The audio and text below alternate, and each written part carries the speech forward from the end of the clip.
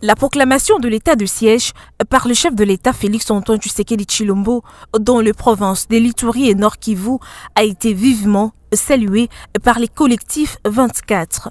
Cette structure de la société civile exprime cependant ses inquiétudes au sujet des conditions de vie de militaires.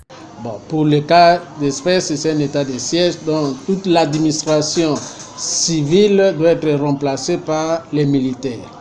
La question de réussite, je pense bien que ça dépend de la manière dont on va gérer cet état de siège.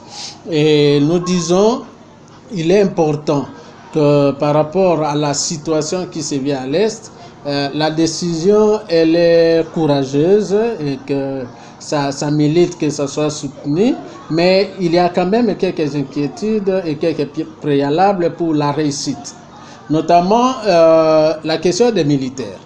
Nous savons bien que les militaires parfois se plongent dans l'exploitation du minerai. On voit les vidéos qui passent où les militaires collaborent avec les ennemis. Alors tout ça, ce sont des soucis et que nous disons pour que ça réussisse, il faudrait que le chef de l'État ait ce courage d'assainir d'abord l'armée, parce que si on a une armée infiltrée, ça va faire en sorte que tout ce qu'on peut prendre comme un plan, tout ça, ça ne va pas réussir.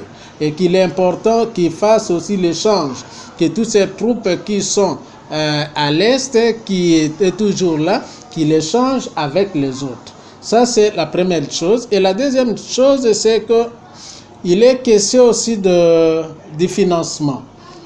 On décrète un état de siège, il faut des moyens. Toutefois, les collectifs 24 lancent un appel à la population locale de faire confiance à l'armée régulière.